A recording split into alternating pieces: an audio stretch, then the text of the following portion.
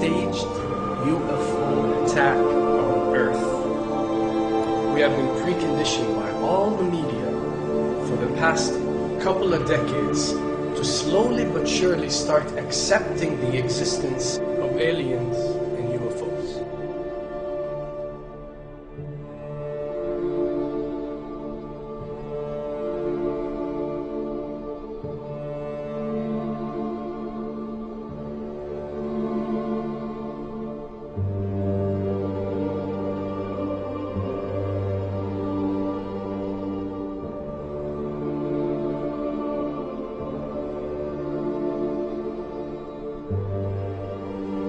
I can tell you right now that 99% of every UFO sighting that has ever taken place has actually not been an unidentified flying object, because this has always been military technologies.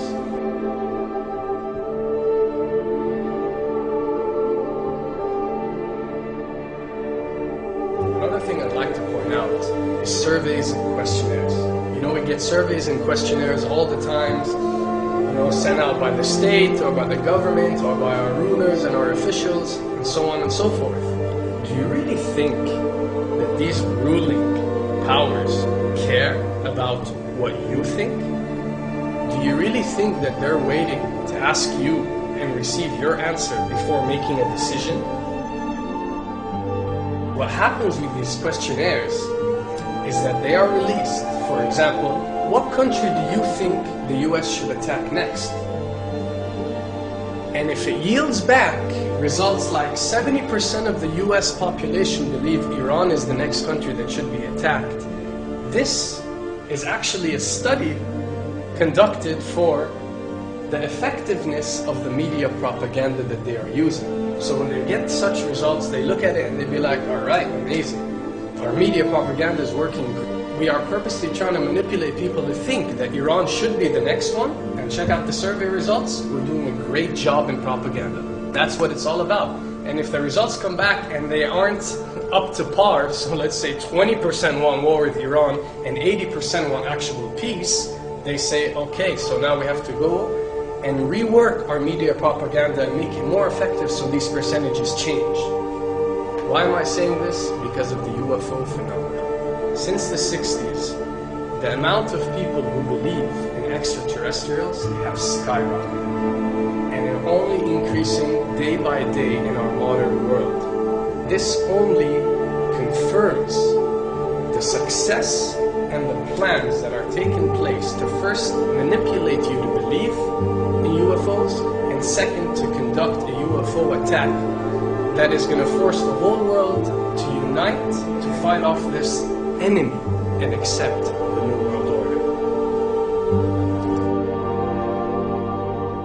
A former Canadian government official is warning we may be on the verge of intergalactic war, saying, quote, the Bush administration has finally agreed to let the military build a forward base on the moon, which will put them in a better position to keep track of the comings and goings of visitors from space, and to shoot at them if they so decide.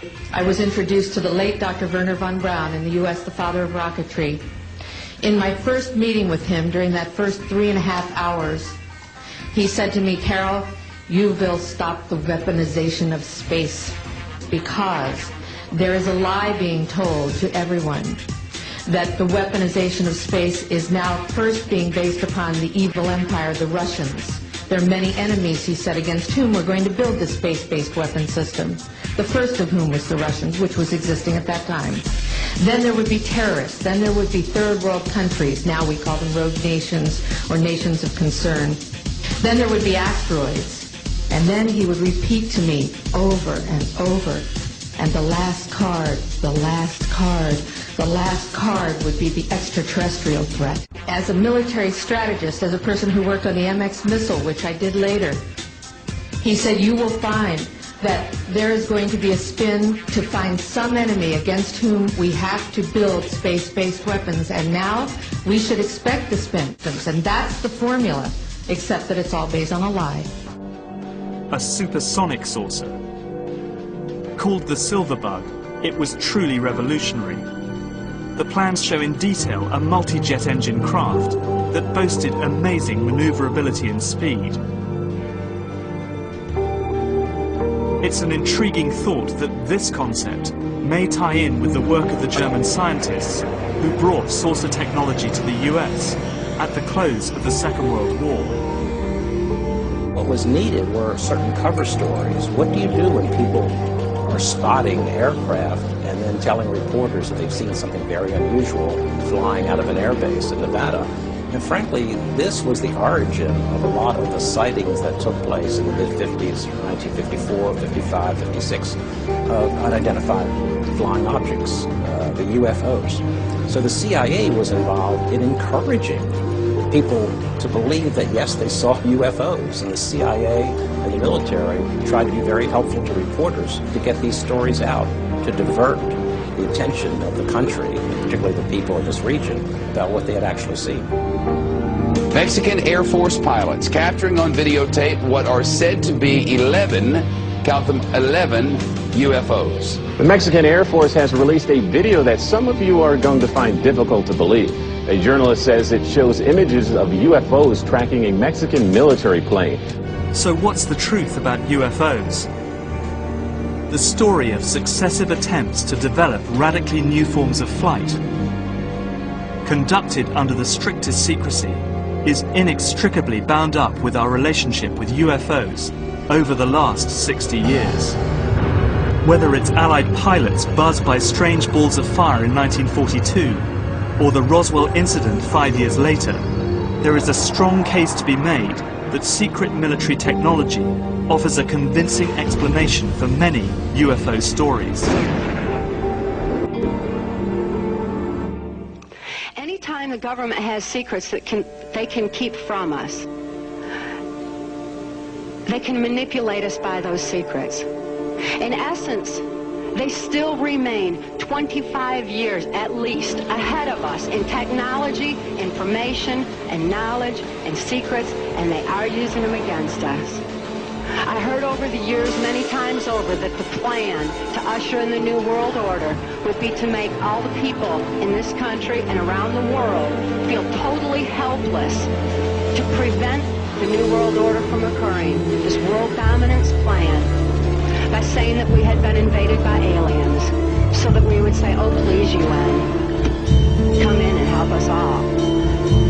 So bear in mind that there is a plan, orchestration, to get people to be submissive through a secret technology and information that they're keeping from you under the blanket of the so-called National Security Act.